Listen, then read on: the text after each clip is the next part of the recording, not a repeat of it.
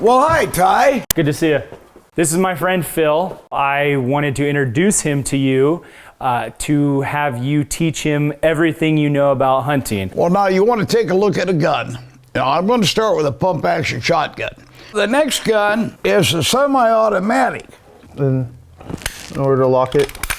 There you go. You're a quick learner. Then I'm going to teach you about choke, about proper shot size. And then we're going to go through the gauges. Okay, now the next gun is the over and under. And again, as I bring the gun out, I make sure it's safe. Some people call this the gentleman's gun, okay? It's a 2-shooter, and most of the really nutty gun shooters shoot over and unders. Again, make sure the safety is on. In this case, it slides all the way backwards. And then go ahead and close it, okay? To open it, the top brake here slides, and then you just pop it. Now, on this gun, you have a selector right here. Safety is here. On an over and under, you always shoot your bottom barrel first, and then your top barrel. And this is automatic. Once you pull the trigger, it goes to the next barrel. Okay. Okay? So on that, when I go to shoot, bang, then you release the trigger and it sets it out then to your top barrel, because your bottom barrel always shoots first, then your top barrel, then you go bang again and it'll shoot the top. Right. And then now here's the other thing about some over and unders. They have an automatic empty shell ejector. And you want to know your gun. I have had these, when I break them open, it actually left a bruise on my face when the shell hit my face. Others, you know, they come out okay. I don't know of an over and under right now that doesn't have an automatic shell ejector. Okay? By the way, this gun to me is brand new. I've only had it 2 weeks. So here you go, Phil. Now, were there any questions about the operation? Yes. I just, in order to close it, just close it. Slam it shut. And then to open it, you slide that. Right. Open.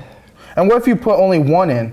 Like one shell? Like, do you have to put two? Okay, now, this is an over and under, and it's set for the bottom barrel. If I put one in the top barrel, okay, and then I go, it'll click on the bottom barrel, and this is a mechanical selector. Therefore, it'll go to the second barrel. Okay. On the recoil operated, no, it won't. You got to slam it on the ground. That's the difference between inertia and I'm glad you asked that, and mechanical. And I prefer a shotgun that has the mechanical selector, trigger selector. And most nowadays do. All the newer. 80%. Okay. The Brownings, no. They're all inertia. Okay. How's that length of pull on that for you? Yeah, you check the pull. Let's see. This one's like about the same as that pump. That seems like it's a good fit for him, right? Yeah, it is comfortable. It's comfortable. It is. I'll stand up. No, I like this one too. It's be a fun gun to shoot. So now we've seen 3 different shotguns: the pump shotgun, the semi-auto, and the over-under break open. Now we will get the oldest of the modern day shotguns. That's the side-by-side. Okay. These were known as the stagecoach guns in the Old West, right? And you'll notice when I got the gun out of the safe, the first thing I did was break it open. That's gun safety again. Now, this is the side-by-side, not the over and under, okay? And both barrels are set to pattern at the same thing about 25, 30 yards. Now this gun, to open it, you cock the lever over, and this is a modern gun, so I could just shut it, Now, an older gun like what Randy shoots,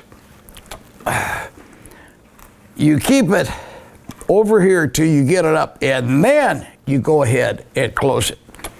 Okay, so here is the side-by-side. Oh, pardon me, I didn't point out. Here's your safety right here. Okay, and then down would be Down is safe. safe. And up. Right. Okay. Then you pull it over. Just slam it shut. Okay, good. And open. Right. See that one? It's a little bit long for you, but it's usable at that length. Now, if you had that much space, it's that much too long for you. So you got to cut the stock down. Okay. Or you change the grip or The butt, The butt? the butt plate, right? okay. I really like, Dan, how you're always reinforcing the length of pull because so many shooters, including myself, don't know about it. Or at least I didn't know until I started hanging out with you how important it is, and you always talk about that. You know, you look at it this way. All the years that I shot, my dad would check a gun on my shoulder. Never talked length of pull. I went in the U.S. military. All the M1 Garands we shot were the same length of pull, and I had a problem because they were all about an inch too long for me. I had to learn to adapt. You can adapt to this for a longer length of pull. For instance, if you've got a gun that is too long for you, I'll show you something here. Okay, and you'll notice every time I pick it up, I check it. Okay, if this gun is too long for me, I get my arm further out. Your support arm further out. Yes. That's holding the stock. Right. And for me, that is not comfortable. I just, I had a semi-auto, and I was shooting trap. And so their instructor taught me. But I felt like I was going to fall on my face. So that gun went bye-bye. And it was a synthetic stock. It couldn't be cut. Now, here's another thing, okay? Since we're talking this way, your wood stock, you can always cut it, normally. So I recommend the wood stocks to everybody. Now, the thing is, on your wood stocks, okay, like these, and I like the wood stock a lot more, particularly when I see the grain of the wood. Now, on the wood stock, you can cut it down and then put your butt plant up further. Now, if the gun is too short for you, there is several ways to go. You can buy a thicker butt plate here, okay? Mm-hmm. So you can adjust that length of pull by either cutting or adding to your recoil pad. Now, these are the most, as far as I'm concerned, the only 4 shotguns that I would look at. Now, we've talked about the wood stock. Now, the synthetic stock, or the polymer, plastic, modern, whatever, I don't think you can cut these stocks down. They're a little harder to adjust. And I still prefer the wood stock because I like the pretty wood grain. Now, years ago, and I'm going to show you a couple of youth model guns here. They had one that was a single shot. It had a hammer. Now, you brought the hammer back to what they called half cock. That was the safety. Then the kid could pull it all the way to full cock and shoot. The problem they had with that gun, and I caught it right off the bat, thank God I didn't buy one, was that in order to release the trigger, we're talking about a kid 8 to maybe 14 years old. Yeah, you had to pull the trigger to release the hammer. And so many times they would go to do that and it would discharge. And here again, gun safety, muzzle pointed in a safe direction all the time, okay? Now, do you have any questions about what we've talked about so far? Are all these, how can you tell what gauge they are? Okay, these are all 12 gauge. These are 12 gauge. Okay. Now, you have 410, which actually is really not a gauge, it's a 41 caliber. But you have 410, 28, 20, and 12. and then you have 8 gauge and 10 gauge. Did you have any other questions, Phil? Yeah, I do. How do you tell what gauge these shotguns are? Well, each shotgun will tell you somewhere on the receiver and the barrel as to what gauge they are. Yeah, I see. Okay?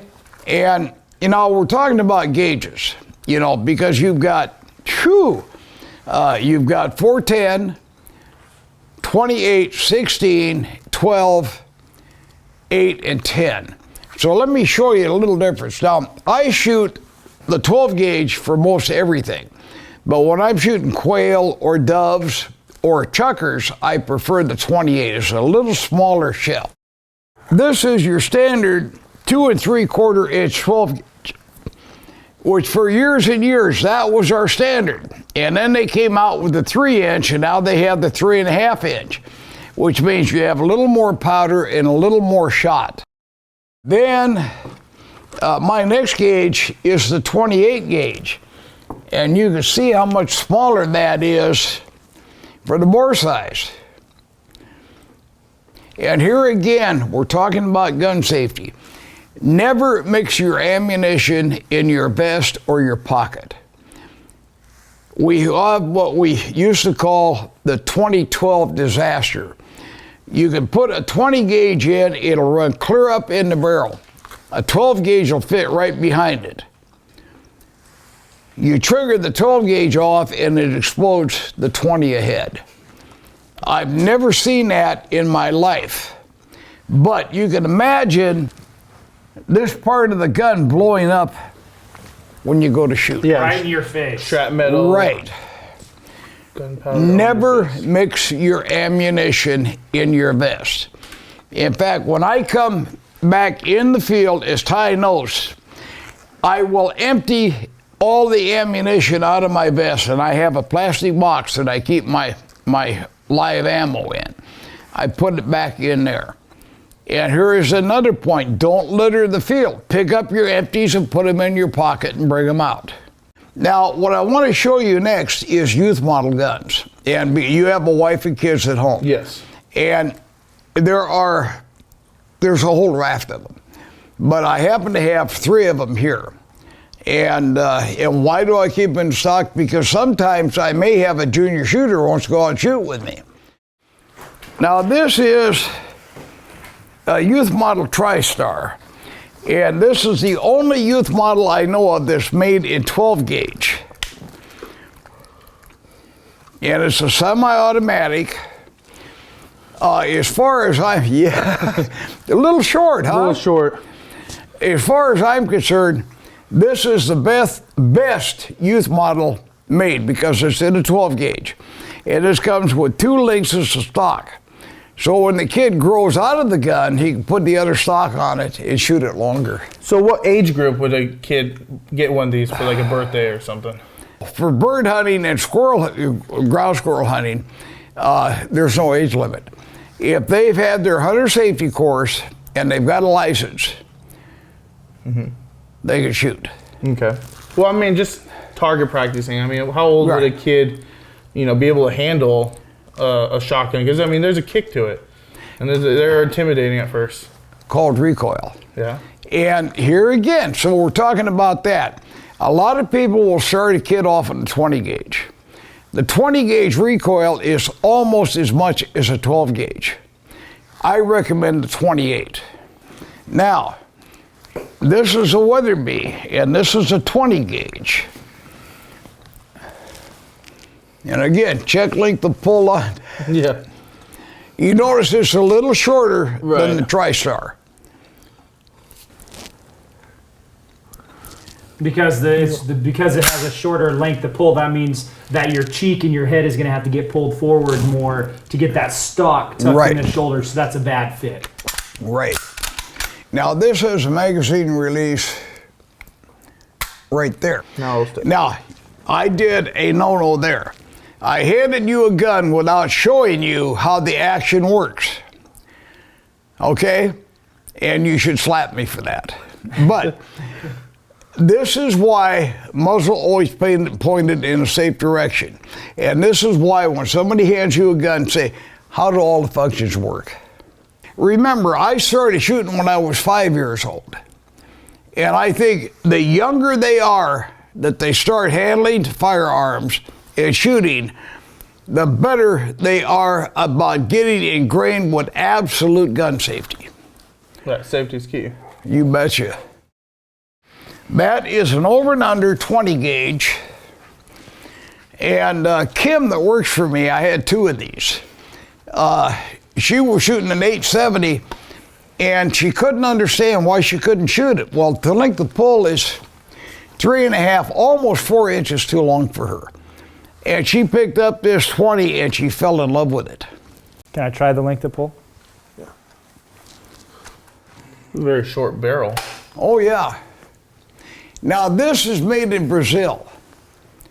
And the whole gun is cut down for youth, for kids. For you. So that one fits me just about perfectly almost. Okay. And now when I try it on my left arm, my length of pull is longer. Right. Now, I also recommend if you've got a lady, a female that wants to shoot, have her look at the youth models first, because they are always shorter, and this little 20 I think is a sweetheart for kids or women. So any other questions? Are the prices a little cheaper with the youth model than? Yes and no. Usually about $150 or $200 less, Okay. because there's less material goes into Right. it. Now we're going to talk about ammunition. Now we've already shown you the 12 gauge. That's a 2 3/4 inch. And the smallest gauge first. This is your 28 gauge.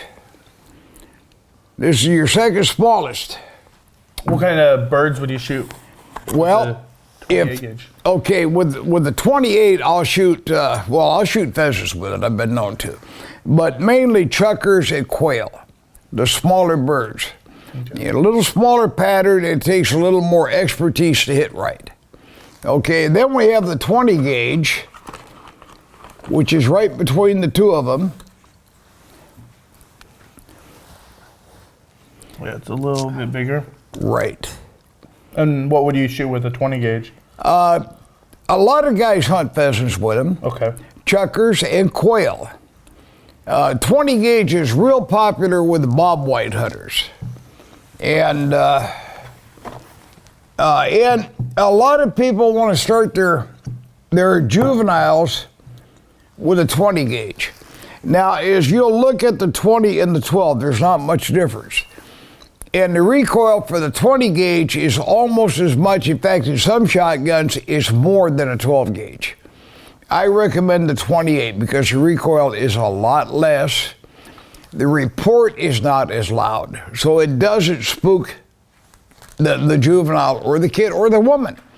I mean, I have seen women go out and pull one and the recoil didn't bother her, but the report spooked her, okay? Would a 28 gauge be good for dove? Pass shooting on dove? I think it's fantastic for dove. Randy and I, that's all we shoot on dove anymore. But you have to be a little more on with your swing. How about turkey? Which gauge would you do for turkey? I wouldn't go anything under a 3-inch 12 gauge. Okay. That's what they all recommend. And a lot of guys hunt turkeys with a 3.5 inch. You got more shot. Yes. And you shoot a bigger size. Now that's something we haven't talked about. The shot size. 8 is dust. 8.5, 8, 7.5, 6 on up. Okay. I've never seen a round of dust. It's really small. 8s are great for trap shooting. It gives you more shot, more pellets in a pattern. 75 more shot in an 8 than a 7.5. And myself, I like the 7.5 shot for club raised pheasants. It gives me a good dense pattern and it doesn't tear the meat up. Now, here's the thing with shot size, because it's the size of the little pebble bead that you shoot out. I've seen guys hunting pheasants with number 4 shot, and they tear a lot of meat up, so they have a lot of wasted on their birds. I used to shoot 6s for years and years and years. And what happened, I got up to Morris to hunt, and I didn't have any 6s left. And I went out and I shot 7.5 that day, and that's all I've been shooting since. Because out to 40 yards, and that's another thing. Out to 40 yards, I have no problem. And Ty will tell you, you see me drop pheasants at 50 yards on the fly. The bigger the shot size, the more damage you do to the meat.